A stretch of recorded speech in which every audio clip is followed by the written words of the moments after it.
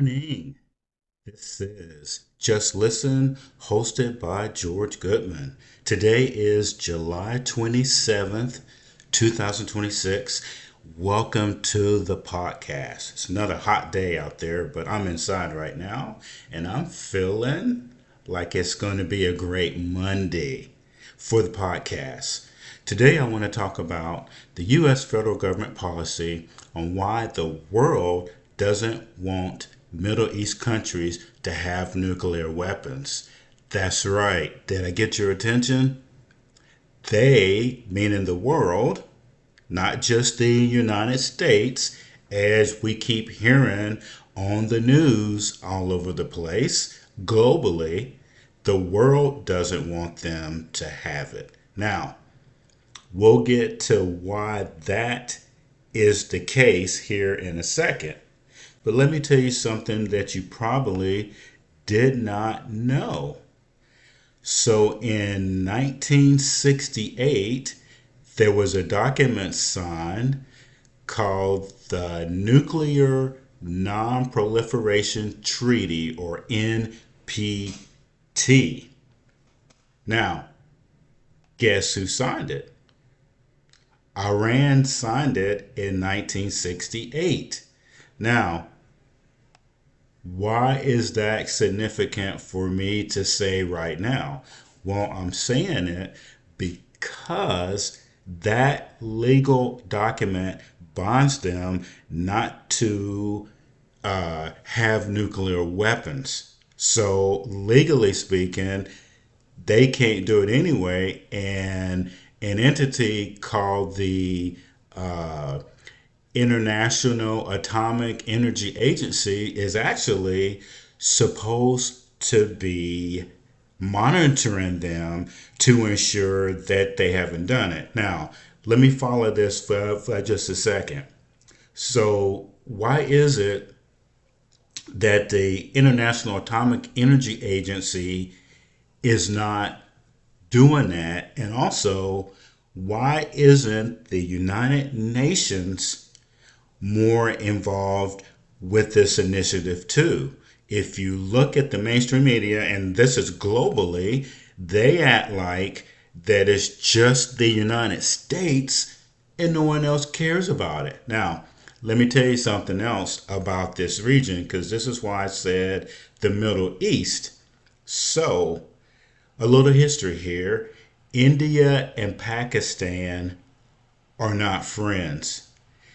Pakistan did not sign the Non Proliferation Treaty back in 1968, so they have nuclear weapons, in case you wondered how they got to do it. They are rivals with India, but if you look at Pakistan and India, they had what I would call a civil war based on when the UK was running India back in the day, and the extreme people formed the country of Pakistan. And there's documentaries out there if you want to look at that. And it's very, very interesting. Now, guess who else didn't sign it?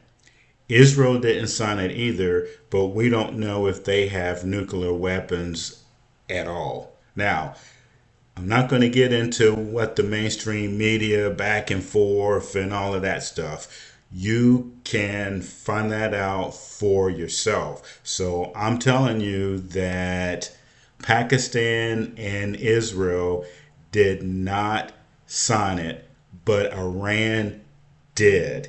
So, but it was the Shah, and so the Shah was taken out of power. I think in '79, when the Islamic regime overthrew him. That's interesting too, and you should watch. There's some great information on. I think it's a Netflix documentary. It's one of those about the Shah, and that is eye opening too. Now, why don't they want the Middle East to have nuclear weapons. All right.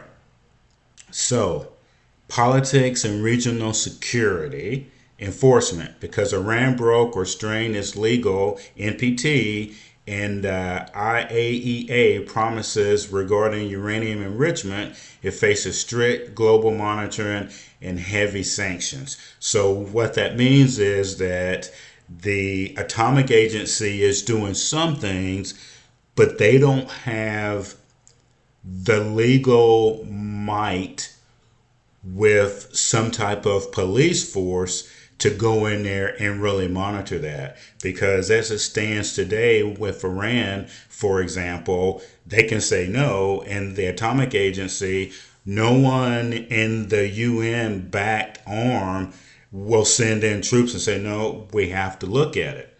Now, that's bad on them, and that's a fact. Okay, that's not posturing on my side or anybody else's side to why the Atomic Agency won't enforce their own rules and why the United States was forced to take action. Okay, double standards. Many critics and regional analysts argue that international rules are applied unequally. They state that Israel gets a political pass from Western powers because it is an ally, while Iran is treated as a major threat.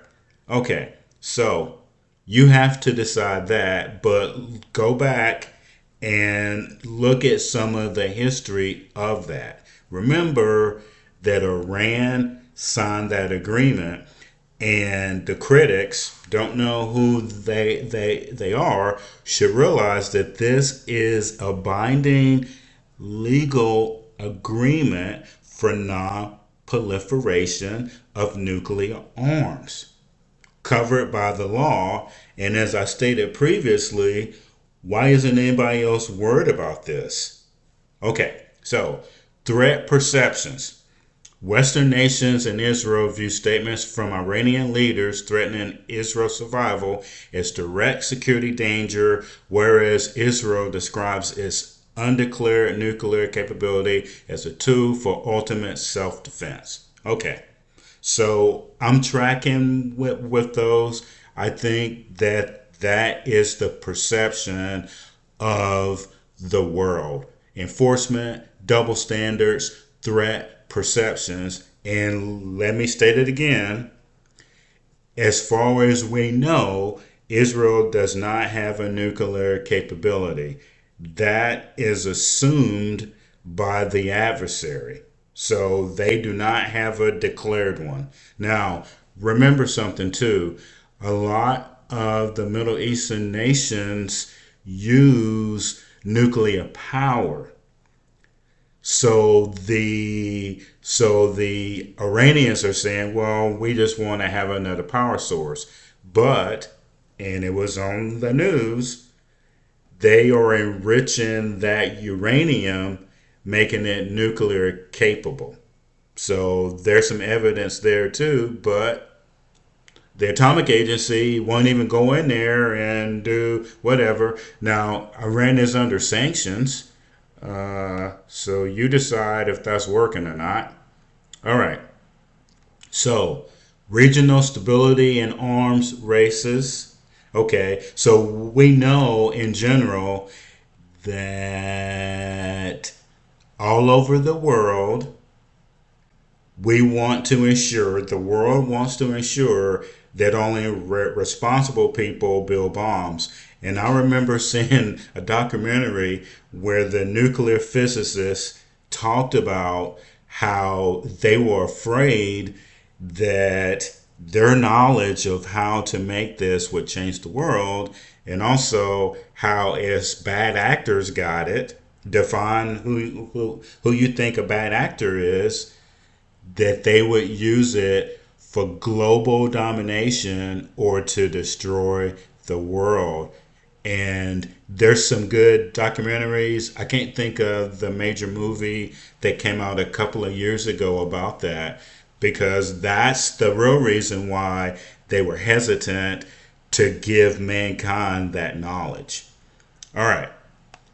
Now, and we've got global non-proliferation, so I'm not really going to go into that because that would put you to sleep. Now, one point that I want to keep making is that somehow Israel's name is dropped every time nuclear weapons come up from the adversary.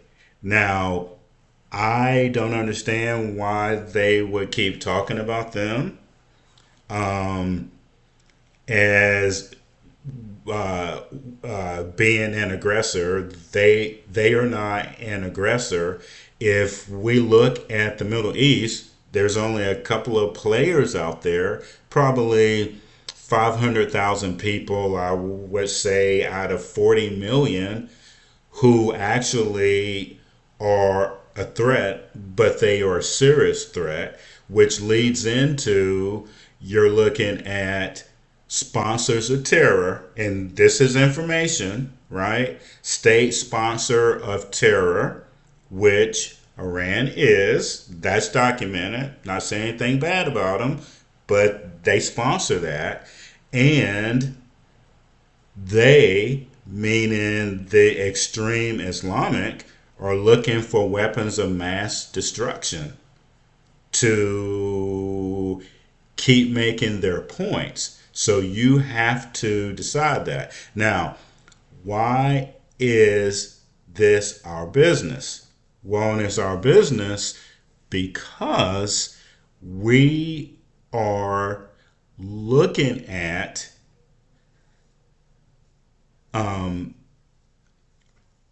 being blamed for when a lot of other countries, the world, is concerned about it.